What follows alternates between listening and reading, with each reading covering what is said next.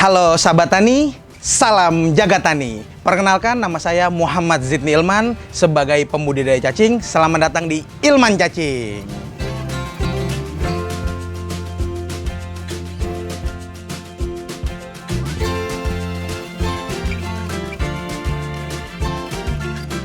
Lalu kalau kita bicara tips untuk berbudidaya cacing untuk pemula. Kalau untuk pemula saran saya satu untuk pemula, cari petani yang paling dekat daerah kita, yang bisa ditempuh di bawah 20 km. Biar apa? Mudah mencari informasi, mudah sharing, mudah namanya kalau ada kendala konsultasinya mudah. Nyari petani yang paling dekat. Itu satu. Kalau kita nggak mau dalam artian mencari market sendiri, silahkan bermitra. Itu pilihan saja, tidak harus gitu. Atau yang kedua, kalau kita sebagai pembudidaya cacing itu adalah sebelum nyari petani, kita nyari informasi, banyak literatur, kita banyak baca, banyak praktek dan amati. Kalau saya dulu sebelum main begini, saya mainnya pakai ember kecil, 80 liter. Saya coba, ternyata berhasil. Dikira nyoba cuma sebulan, enggak, berbulan-bulan saya nyoba. Begitu tahu, oh cacing tuh begini loh maunya, oh hidupnya begini loh. Ya, saya nyoba dulu, saya punya pondasi dulu, nggak langsung main skala besar kalau nggak punya pondasi. Punya skill dulu, baru daftar pekerjaan. Kita daftar pekerjaan nggak punya skill, mau jadi apa? Nah gitu, udah nggak punya skill, nggak mau berkembang, nah itu masalah. Tapi mau gajian, nah ini masalah. Itu, jadi perlu skill. Bagi saya begitu. Ilmu itu mahal. Orang kalau mau punya ilmu, ya keluar duit, keluar waktu.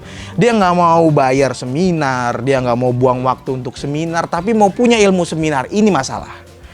Masalah di dunia Indonesia ini adalah kita sukanya instan. Nggak ada yang instan. Mie instan aja harus diseduh kok. Harus diaduk kok. Dibuka bungkusnya. Nggak instan. Nggak kita lempar ke bak langsung jadi mie. Nggak ada yang instan. Tapi prosesnya bisa dipercepat. Bukan instan, prosesnya dipercepat. Bisa. Main cacing hasilnya dipercepat. Bisa. Tinggal kitanya yang berusaha nyari harganya. Kalau harga kita jual ketinggian, kitanya untung, petani seneng, tapi customer kita boncos atau rugi. Kalau kita jual kerendahan, petaninya kita tekan, kitanya kelagapan, customernya senang. Jadi kita mau menciptakan win-win solution. Begitu. Mudah? Tidak bisa kita menyenangkan segala aspek, tidak bisa. Ya, tapi setidaknya kalau kita menjual segala sesuatu, ibaratnya pembeli kita senang dapat kualitas atau dapat barang atau dapat manfaat, kita senang dapat hasil. Karena hasil kita, barang kita dihargai oleh pembeli. Jangan, prinsip saya itu jangan beli, berpikiran beli ke orang itu harga murah. Kita itu beli bukan beli produknya dia. Satu, beli manfaat. Yang kedua, beri hasil jerih payah yang ketiga dia. Yang ketiga yang kita beli adalah menghargai usaha dia. Itu yang kita beli sebenarnya. Bukan hanya jual beli barang saja. Ada ridhonya di situ yang penting. Begitu bagi saya. Kalau dibilang ujian cacing mudah, nggak ada yang repot. Cuman setiap petani, setiap daerah, setiap metode punya challenge-nya masing-masing. Kalau metode saya challenge-nya kutu. Yang semen ini saya nggak tahu kenapa challenge-nya kutu. Kalau yang metodenya rak biasanya challenge-nya kutu-kutu hijau, kutu-kutu merah. Itu yang challenge-nya pakai ampas tahu juga kutu-kutu merah. Setiap petani, setiap metode, setiap itu ada challenge-nya masing-masing. Kalau di daerah Bekasi, challenge-nya adalah biasanya petani di Bekasi itu cepat kering karena panas gitu. Kalau di sini lembab, susah kering. Ini 2 minggu nggak disiram masih basah. Ada challenge-nya masing-masing. Tinggal kita menyikapinya bagaimana. Oh, yang basah kita harus mencari metode yang lebih tepat. Jadi kuncinya cacing itu satu. Kalau mau berbudidaya, fleksibel. Kuncinya fleksibel. Dalam artian boleh pakai atap, boleh. Tapi bawahnya berarti kan boleh tanah, boleh tidak. Intinya pakai atap supaya tidak kehujanan. Dan kalau hujan, panennya tetap bisa dilakukan di dalam atap ini. Tapi kalau yang outdoor, ya kan, tadi kan indoor. Kalau outdoor, kelebihannya panen mudah. Kalau hujan, bawahnya tanah bisa diserap tanah. Cost-nya bisa ditekan, tapi tidak bisa menghindari dari kutu hama seperti burung atau semut atau tikus atau yang lain karena tidak terjaga gitu. Semua punya challenge-nya masing-masing, tinggal petaninya menyikapinya bagaimana. Yang penting kita harus kreatif dan mencari solusi.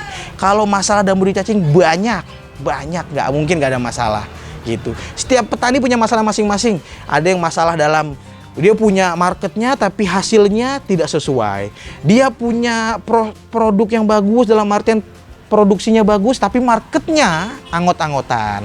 Jadi challenge-nya masing-masing. Ada yang produksinya bagus, permintaannya bagus, tapi banyak hamanya, banyak kutunya. Challenge-nya masing-masing gitu. Dan setiap daerah pun hamanya berbeda-beda, tidak ada yang sama. Begitu, tinggal kita menyikapinya bagaimana, mensyukurinya bagaimana gitu. Kalau yang mau budidaya cacing di rumah, banyak yang saya tolak. Kalau yang mau ikut sama saya, kenapa? Kalau kita bicara dari segi duit, itu oke, kita terima duit, enak. Yang nggak enaknya, bagi saya adalah beban moral. Kenapa? Kalau mereka budidaya di rumah, yang saya takutkan kalau satu, nanti kalau tiba-tiba bau bagaimana? Kalau mengganggu tetangga bagaimana? Walaupun di sini tidak bau ya, kalau metode saya. Terus yang ketiga, kalau nanti tikus datang ke rumah gimana? Tikus got, tikus tetangga, tikus rumah orang datang ke rumahnya dia bagaimana? Karena ada cacing itu. Bukannya nggak pasti datang kok, bisa kita racun. Iya kita racun, ternyata tikusnya masuk ke kolam dan nelek tai di kolam, pipis di kolam. Apa nggak beracun kolamnya? Kan begitu. Jadi kalau dari segi bisnis itu memang enak. Tapi kalau dari segi moral bagi saya berat kalau yang budidaya di rumah. Kalau agak jauh dari rumah itu tidak masalah bagi saya. Tapi kalau di rumah atau depan rumah saya kurang rekomen. Kenapa? Ditakutkan tadi ada tikus masuk kah, atau ada lalat kah, atau ada yang lain. Begitu. Takut mengundang hama-hama yang lain. Gitu. Takut lagi di rumah tiba-tiba ayam masuk rumah kan nggak lucu. Kan begitu.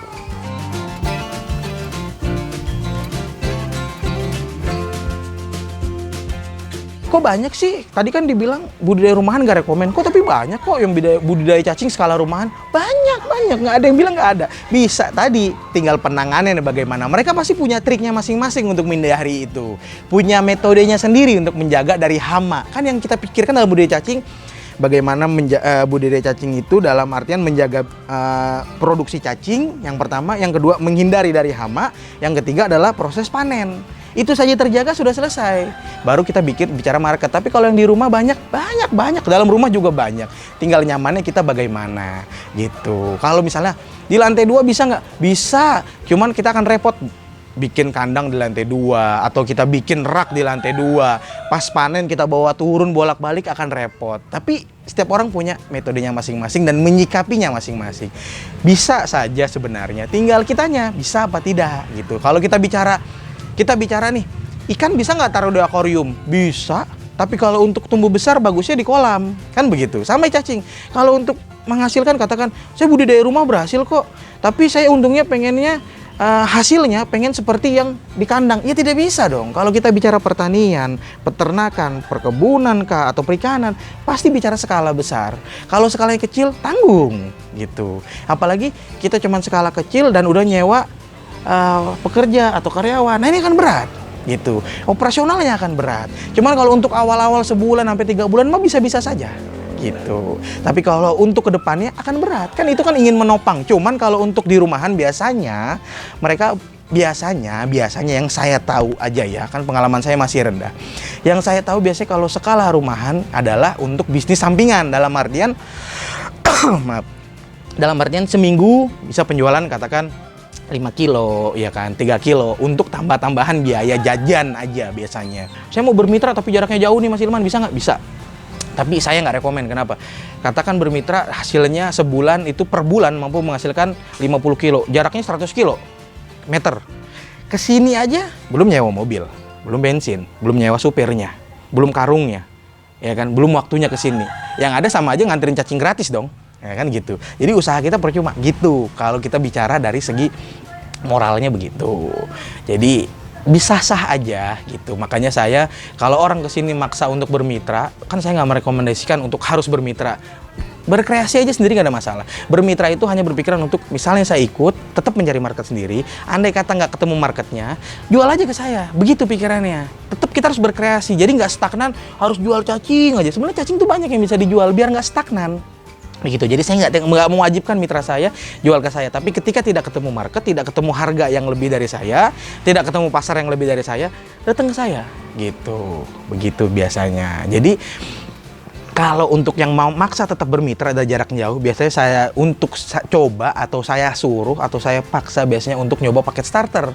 Biar mereka nyoba dulu. Jadi bibit saya sediakan, media saya sediakan, metodenya bebas. Yang cocok di rumahnya bagaimana? Dicoba. Kalau gagal bawa ke sini saya beli. Gitu. Kalau berhasil boleh lanjut bermitra. Dicoba dulu. Jadi kalau kita bilang pasti berhasil, nggak bisa saya bilang pasti berhasil. Saya bukan Tuhan yang membuat itu pasti. Jadi kalau dibilang pasti, tidak bisa. Tidak ada di dunia ini yang pasti. Market tidak ada yang pasti. Tapi mereka mencoba dulu. Kan kadang ada orang cocok-cocokan. Kalau dia tidak cocok perawatannya, atau dia geli, atau bagaimana, bisa dikembalikan ke sini. Kalau kita bilang gagal, loss-nya tidak banyak. Tapi kalau dia hoki dan dia cocok, silahkan berlanjut. Begitu. Banyak juga yang udah ikut paket starter dan mereka punya market sendiri. Monggo, silakan. Nggak masalah. Gitu. Berarti mereka terbuka wawasannya. Nggak stagnan. Begitu.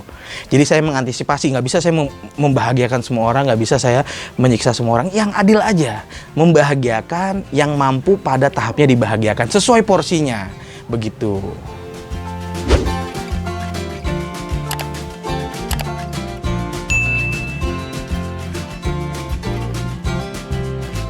Kalau bagi saya, bagi kacamata saya sebagai pemula ini, petani cacing atau pemain cacing atau pengusaha cacing atau pembudidaya apalah itu namanya yang main cacing yang berhasil bagi saya ada 3. Bagi saya ini hasil observasi dan analisa saya.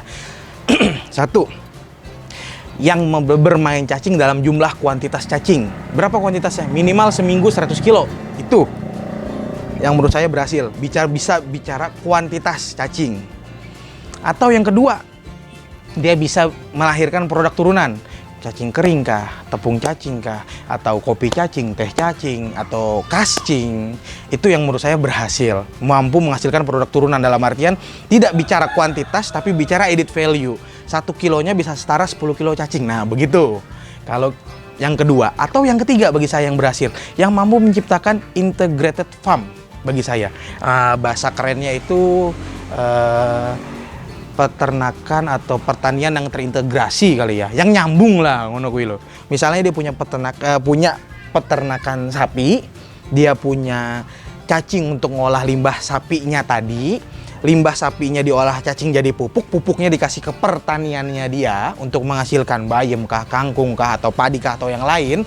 Limbah-limbah pertaniannya tadi dikasih untuk tambahan pakan cacing, lalu cacing yang terlalu banyak di kolam atau di raknya dia untuk pakan tambahan ikannya. Itu bisa. Jadi yang dijual apa? Ikannya yang dijual. Hasil pertaniannya yang dijual. Yang ketiga yang dijual, pupuk cacingnya yang dijual. Yang keempat, peternakannya, si sapinya yang dijual. Jadi kalau ada yang datang beli cacing, silakan. Nggak usah kita jual harga terlalu tinggi. Ya kita jual aja. Karena kan ini sebagai, kalau kita bilang, pabriknya kita nih, penghasilnya kita. Begitu menurut saya. Jadi yang berhasil dalam dunia cacing bagi saya itu 3 menurut saya. Gitu.